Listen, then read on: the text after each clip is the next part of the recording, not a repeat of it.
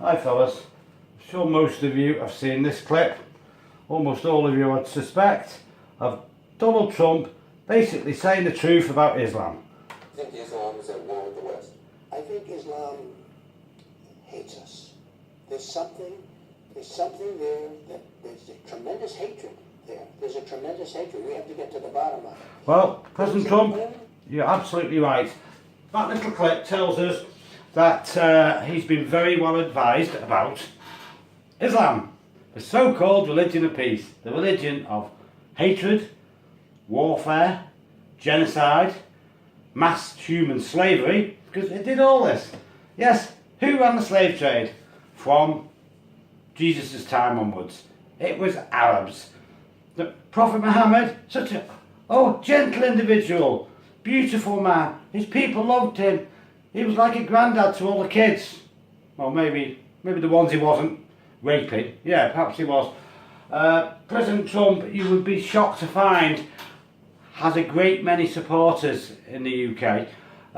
All you see in the media, mass media, the corrupt, lying mass media, is, oh, Trump's racist, Trump's this, Trump's that. These are the same accusations that all the right-wing groups or right-wing people, or even conservative people in the UK get. So if you dare to mention, of course, that the religion of peace has done a great deal of evil, has been very inhumane, has contributed virtually nothing to humanity, they start shouting. They start shouting, you're a racist. They haven't got any evidence to back it up usually.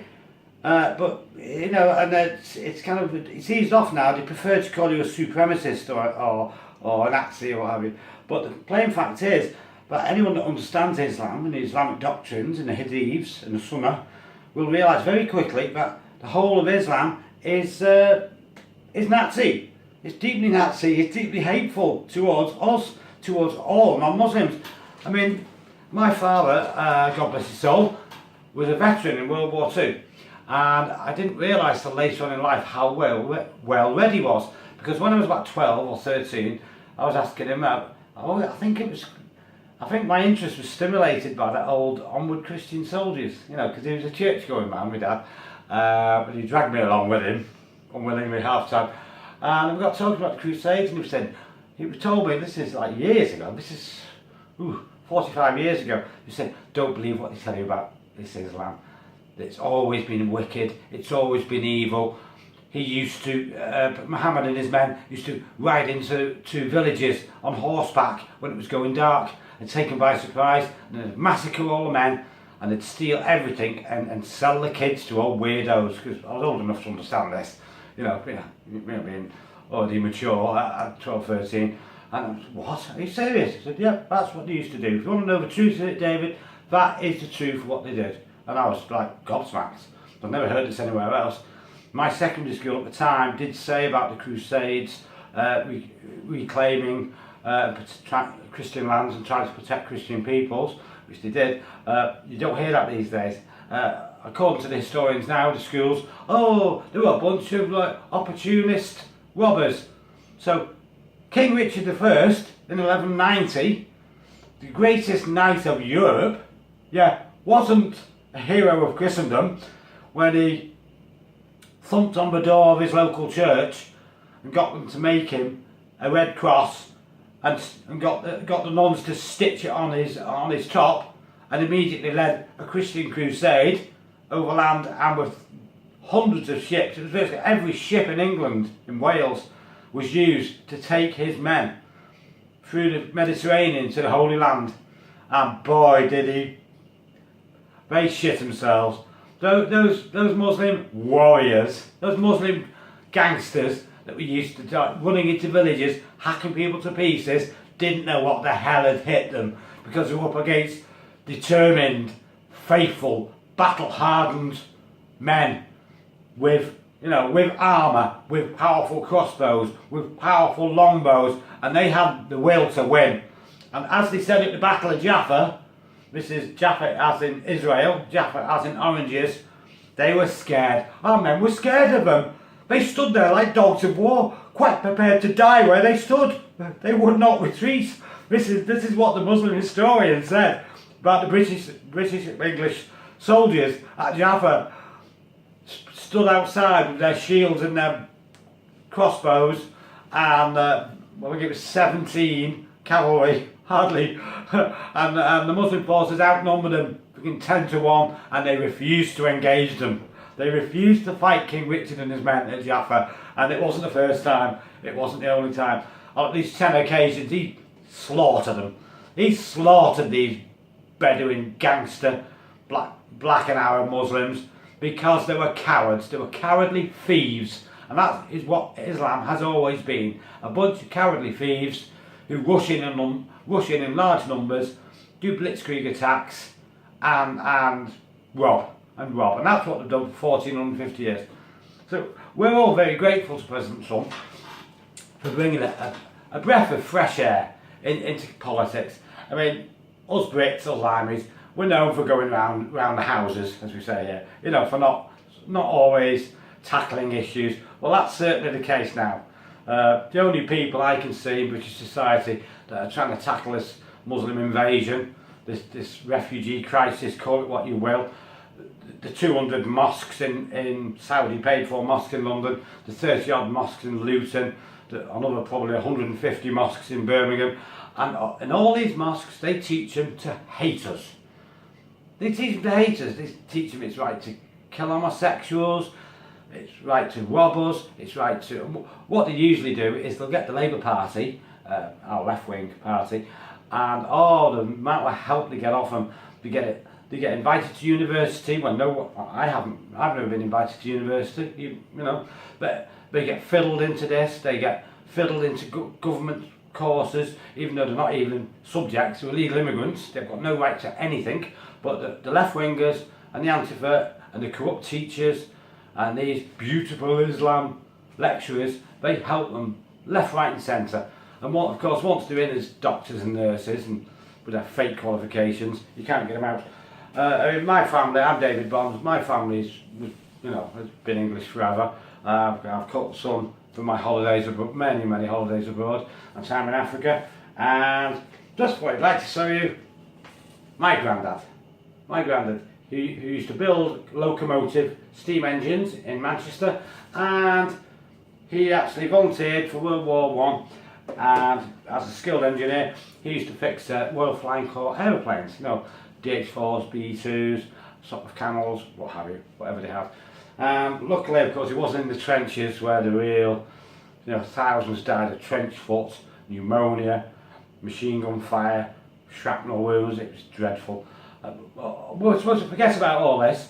Oh yes, because Islam is far superior, isn't it? Well, no, it's not. It's Nazi, it's inhumane, it's totally racist and supremacist. It does hate us, just as fine Mr. Trump says. Excuse me, he's absolutely right. It's hated us forever. It's hated us since they butchered the first Christians and Jews on the Arabian Peninsula back in 627, 635 AD. That's how long ago they've been butchering people on and off.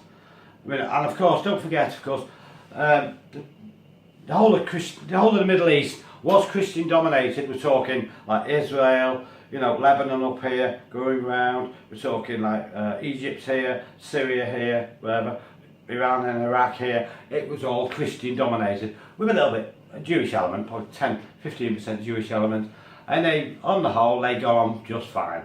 The Jewish had the Jews villages, the Christians had many more Christian villages. They didn't intermarry, they kept themselves to themselves, they traded, and they got along fine.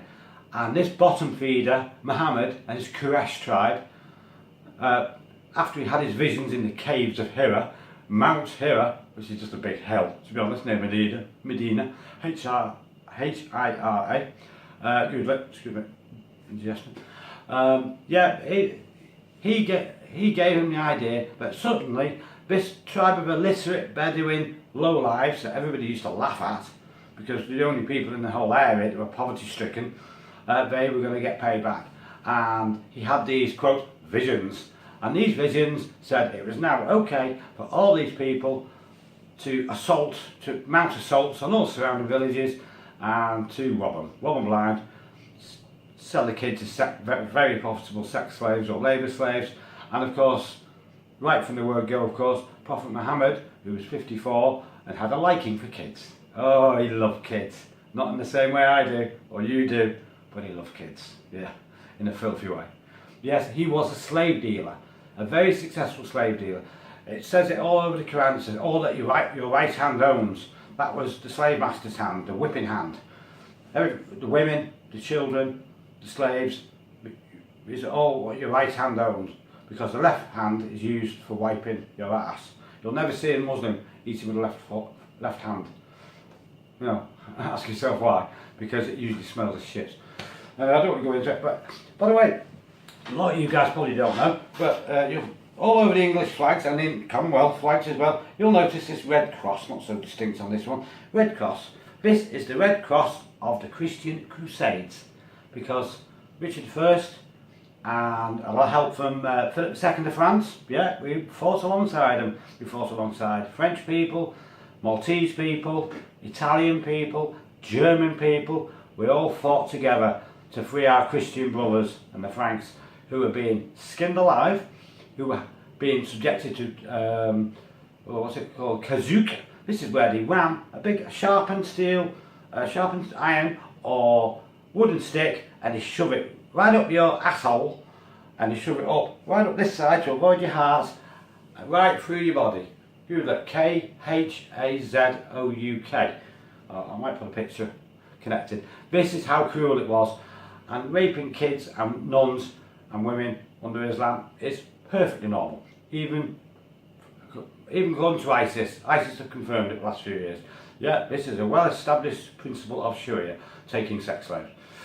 So I hope it didn't go on too much, guys, but I'm sure my dad and granddad would really want me to be speaking the truth to you, and joining Mr. Trump in being a truth teller. And I would like to thank Mr. Trump, and indeed I would like to thank all you guys that long time ago, most of you dead now, who did volunteer and fought alongside my father and countless other generations to try and keep Europe civilised. And has to be said, it worked. It worked, didn't it? Certainly up until the last 10, 20 years, it worked beautifully. I'd like to thank you. That's my granddad. My granddad Tom used to fix the aeroplanes. Tom Bond from Manchester. Eccles. Okay, see you guys. Well, I say listen to Mr. Trump, because he's had great advice. I just wish he, you know, when he's talking to Theresa May, he must have his head in his hands. She doesn't know about Islam. She doesn't understand. You can empathise how Mr. Trump must feel. You know, I'm trying to tell her the truth. My advisor's the best in the world, and she won't listen. God help Europe. I can imagine Mr. Trump. See you guys. Have a good one. Bye bye. Beautiful day in England today. Sunshine all day, and it's October. It's too hot to sit, isn't it? Okay. See you guys. Bye bye.